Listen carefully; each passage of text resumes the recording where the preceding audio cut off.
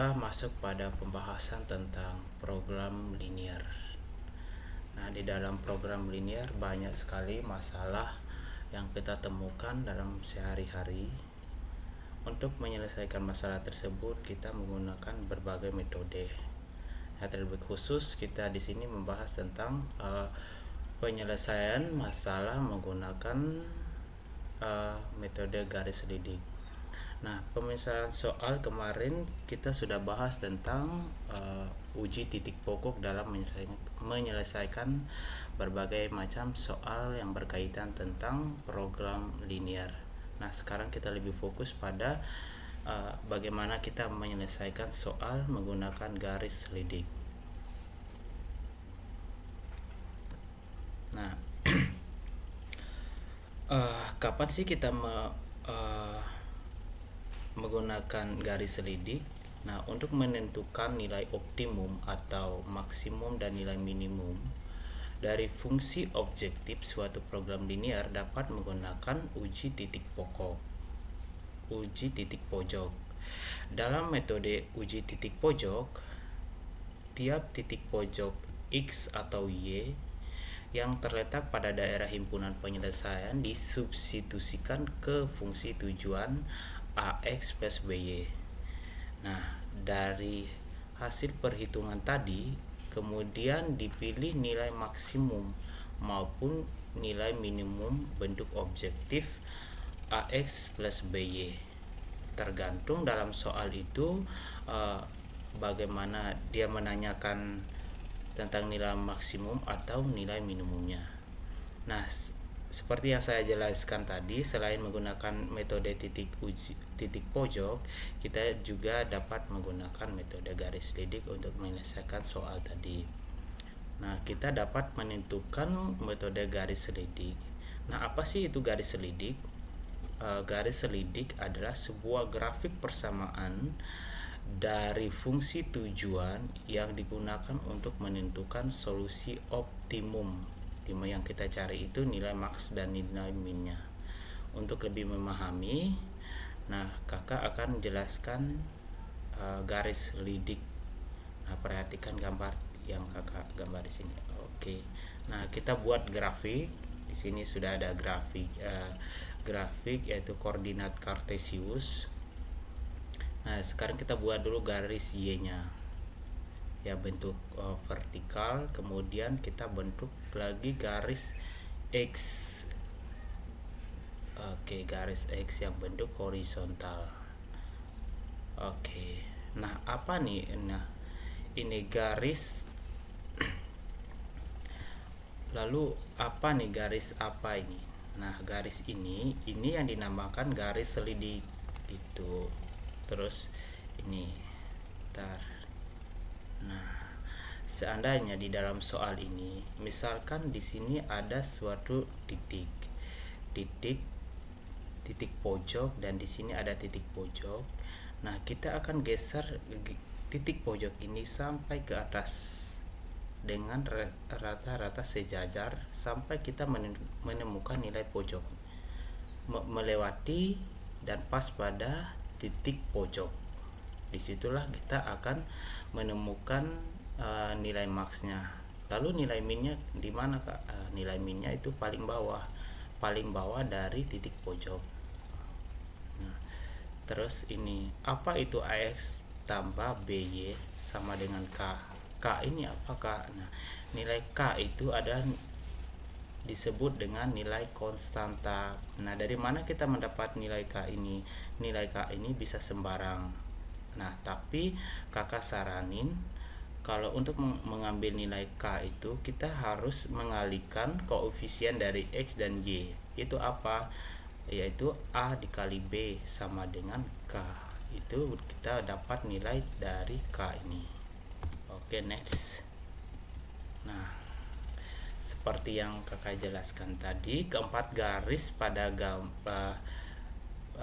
menggambarkan garis-garis selidik atau dikenal pula dengan garis keuntungan dengan K kurang dari K1 kurang K2 kurang dari K3 kurang dari dan K4 kurang dari. Nah, keempat garis merupakan garis-garis yang sejajar. Dalam masalah program linear, pada umumnya titik yang dilalui garis selidik yang nilainya melalui atau paling dekat dengan titik pangkal atau 0,0, maka kita akan mendapatkan nilai fungsi objektif yang minimum. Nah, seperti yang di ini tadi. Nah, yang paling dekat misalkan nih, yang paling dekat andai kata di sini adalah sebuah titik titik 0, sekian, dan di sini 5, andai kata kita bilang 5, sekian. Terus kita tarik deh garis selidiknya ini sebentar. Nah, misalkan nih, andai kata di sini kita geser ke atas, yang ini kita geser ke atas sampai pada mengenai pada garis titik pojok yang kita misalkan. Nah, di sini itu ada garis selidik nih kan, titik ini sebuah titik dan ini titik. Kita akan melewati dengan menarik garis ini sejajar ke bawah, ke atas atau ke kiri. Nah, nilai yang dekat dengan nilai pangkal, garis yang dekat dengan pangkal 0,0 itulah yang dinamakan nilai minimum, sedangkan yang jauh dari nilai pangkal 0,0 itulah yang dikatakan nilai maksimal, yaitu seperti ini. Yang paling atas itu nilai max dan paling bawah adalah nilai min, seperti itu. Oke, next.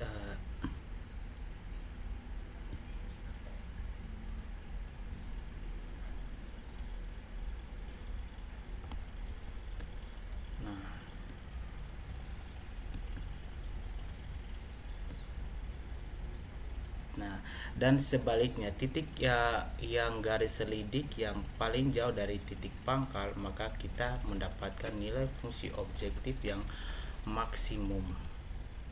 Nah, dengan kata lain, semakin besar nilai K yang kita ambil tadi itu, maka kita akan mendapatkan nilai maksimum, sedangkan semakin kecil nilai K, maka kita akan mendapatkan solusi yang minimum. Oke. Nah, lalu bagaimana langkah-langkah penyelesaian metode garis selidik, Kak? Nah, di sini Kakak punya 4 langkah atau 4 cara yang Kakak biasa gunakan untuk menyelesaikan metode menyelesaikan soal menggunakan garis selidik. Nah, yang pertama, langkah pertama, kita harus menggambarkan daerah himpunan penyelesaian dari sistem pertidaksamaan linear 2 variabel. Nah, kedua, kita harus menentukan dong persamaan garis selidik dari fungsi tujuan f(x,y) sama dengan ax plus b. Maka persamaan garis selidik adalah ax plus by sama dengan k. Seperti yang saya jelaskan tadi, nilai k itu sembarang dan bisa 10, bisa 11 dan lain sebagainya. Tapi kakak saranin misalkan di sini adalah 2x plus 3y, maka alangkah baiknya nilai K itu sama dengan 2 dikali 3 sama dengan 6. Berarti nilai K nya itu 6 gitu. Itu lebih bagus. Oke. Nah, langkah ketiga, garis selidik kemudian digeser ke kiri dan ke kanan hingga mengenai titik pojok sebuah, dan buatlah garis putus-putus. Nah, jika sudah membuat, kalian sudah buat dari langkah pertama sampai langkah ketiga, baru deh kalian substitusikan titik pojok ke dalam fungsi tujuan. Nah, fungsi tujuannya itu apa? Yaitu yang ditanyakan di dalam soal gitu. Oke, kita masuk pada contoh soal. Nah, di dalam contoh soal misalkan diketahui bahwa diketahui dalam soal 3x plus y kurang dari sama dengan 15, x tambah 2y kurang dari 10, dan untuk x lebih dari 0 dan y lebih dari 0, maka tentukanlah nilai maksimum dari fungsi objektif fx y sama dengan 2x plus 5y. Nah, fungsi tujuan itu ya ini, fungsi tujuan ini. Nah, ini fungsi tujuannya, dan ini permasalahan yang kita selesaikan dengan menggunakan metode garis selidik. Nah, ini permasalahan, ini yang kita cari, sedangkan kalau kita sudah dapat ini, barulah kita substitusikan nilai y ini yang seperti yang saya jelaskan di sini tadi. Kalau sudah dapat nilai nilai dari langkah pertama sampai langkah kedua, barulah kita substitusikan nilai ini ke fungsi tujuan gitu. Oke, next kita dari persamaan pertama tadi kan kita dapat 3x plus y kurang dari sama dengan 15. Nah, sekarang kita cari titik koordinatnya dari persamaan 3x plus y kurang dari 15. Nah, untuk mempermudah menyelesaikan pertidaksamaan, ini bukan persamaan, pertidaksamaan maksudnya, pertidaksamaan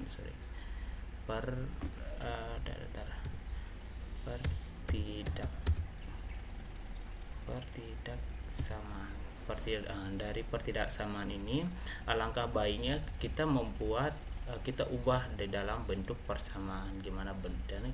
Kita harus buat dari sama dengan dulu. Ini lambang pertidaksamaan ini kita ubah menjadi lambang persamaan. Nah, kita misalkan x-nya 0, maka y-nya berapa gitu kan. Nah, kita substitusikan 0 ini ke x gitu, 3. Jadi kita dapat ini kan gini persamaannya, 3x plus y sama dengan 15. Kita substitusikan 0 ini ke fungsi ke x gitu. Jadi 3 kali 0 sama dengan y sama dengan 15. 3 kali 0 plus y sama dengan 15. Nah, 0 dikalikan dengan berapapun kan hasilnya 0. Jadi sisanya y. 0 ditambah y sama dengan 15. Jadi y-nya sendiri adalah 15. Lalu gimana kalau y-nya yang 0 gitu? Y-nya yang 0. Nah, seperti tadi kita substitusikan nilai y itu ke dalam persamaan yang ini.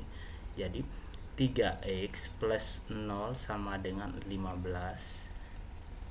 13 ya. Nah, 3x sama dengan 15. Nah, x-nya kita pindah ruas nih, 3-nya pindah ruas. X-nya x sama dengan 15 dibagi 3. 15 bagi 3 berapa? Ya 5 gitu. Baru kita dapat titik koordinat dari persamaan yang ini, dari pertidaksamaan ini. Nah, titiknya apa? Kita dapat 0,15, yaitu y-nya, x-nya sama dengan 0,15 dan y-nya itu sama dengan 5,0 gitu. Begitu pula dengan pertidaksamaan yang kedua tadi yang ini. Dari soal yang ini kita cari dulu titik koordinatnya supaya mempermudah kita dalam menyelesaikan soal yang ini gitu. Sebentar. Nah, oke, bentar. Nah, kita sekarang menyelesaikan soal menggunakan garis selidik. Nah, kok di sini sih? Bentar, wait. Sebentar.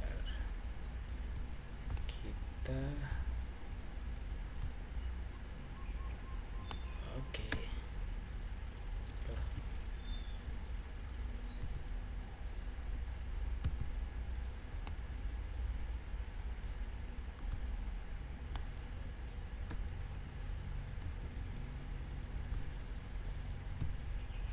Kita udah di sini. Nah, dari langkah pertama itu kan kita udah dapat titik-titik pojok nih, titik-titik ini. Titik pertama itu dari persamaan itu 0,15 dan 5,0. Untuk untuk y nya kan kita dapat 50,15, ini 15, dan x nya itu 5. Dari ini nah kita dapat nih, kita buat titiknya di sini gitu. Terus yang persamaan kedua itu x plus 2y kurang dari 10, kita dapat titik koordinatnya itu 0,5 dan 10,0 itu dari persamaan ini gitu. Nah seperti yang kakak jelaskan tadi misalkan. Nah sekarang kan kita kan mencari nilai maksimal kan. Nah kalau garis yang paling jauh dari titik pangkal, nah titik pangkalnya ini ya 0,0, titik pangkalnya itu di sini. Yang paling jauh dari ini titik pangkal itu, itulah yang dinamakan nilai maksnya.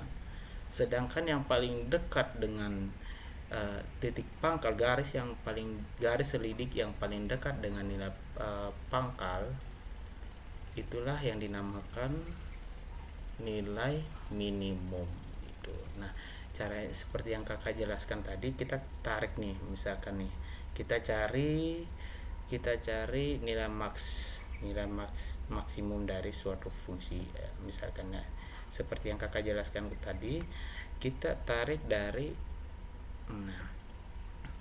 ini kita geser terus ke atas. Nah sampai ke sini misalkan. Apakah ini sudah nilai maksnya? Kan belum, nilai maksnya belum. Kenapa? Karena ini daerah penyelesaiannya masih mendekati yang ini, himpunan penyelesaian ini, berarti belum, masih ada titik yang satu ini, titik koordinat yaitu 5, belum melewati ini titik pojok yang ini itu. Titik pojok itu ya, kakak lupa, titik pojok itu ini misalkan ini dan ini, itulah yang dinamakan titik pojok gitu. Ini ya, ini sama ini, terus ini dan ini, itulah yang dinamakan titik pojok. Terus lalu kita geser sampai melewati himpunan penyelesaian. Nah kan kita dapat jadi nilai maksnya itu kan 0,5 itu. Kita dapat nilai maksimumnya itu untuk y nya itu kan 0,5. Barulah kita substitusikan nilai 0,5 ini ke fungsi tujuan yang tadi gitu. Nah fungsi tujuannya apakah? Nah fungsi tujuannya itu yang ini tadi, yang seperti yang diketahui dalam soal. Kita substitusikan nilai nilai 0,5 itu ke fungsi tujuan itu. Kan y nya nggak ada nih kan, y nya kan nggak ada, y nya nggak ada. Terus kita substitusikan ini deh, 2,0 plus 5 kali 5 sama dengan 25 gitu. Lalu bagaimana dengan nilai nilai minimumnya gitu. Nilai minimumnya ini yang paling mendekati titik pangkal. Yang paling mendekati titik pangkal itu nilai titik pojok itu lah ini kan. Jadi kita masukkan x nya itu 5, y nya 0 gitu, y nya 0 gitu. Oke. Kakak lupa jelasin bahwa kenapa sih himpunan penyelesaian itu di bawah, kenapa nggak di sini gitu. Nah itu karena seperti yang kita ketahui bahwa di dalam soal itu kan kemarin itu dalam bab pertama kita belajar tentang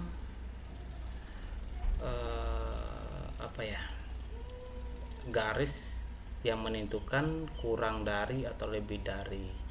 Nah kalau kurang dari itu kan dia kiri, himpunan penyelesaian di kiri, sedangkan kalau lebih dari maupun lebih dari sama dengan itu di kanan, berarti dia di atas gitu. Misalkan nih ada sebuah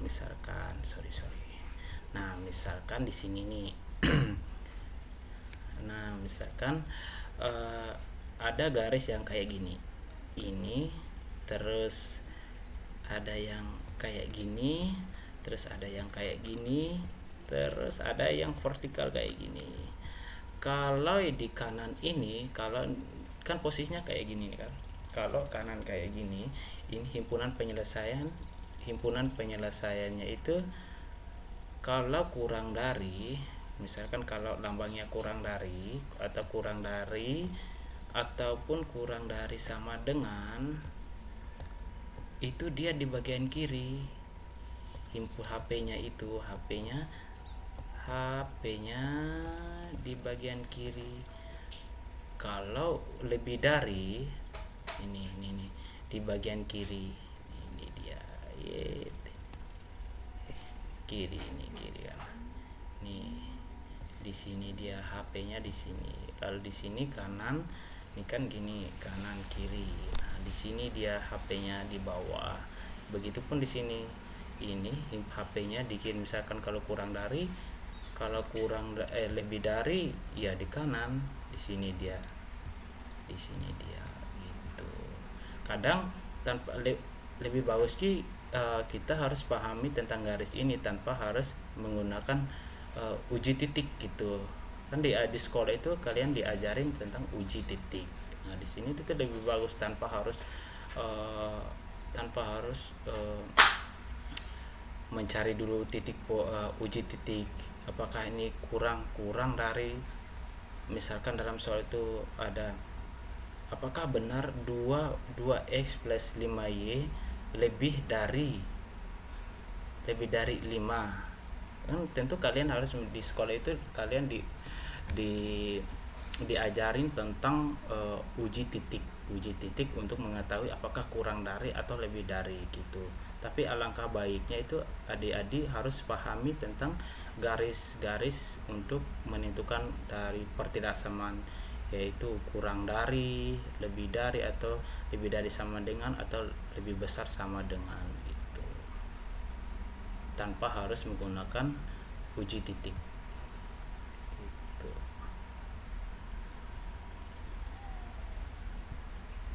Ya, sekian dulu dari materi yang kakak kasih. Terima kasih atas partisipasinya, dan mungkin untuk jika ada pertanyaan bisa nanti di kasih pertanyaan saya lewat link deskripsi video di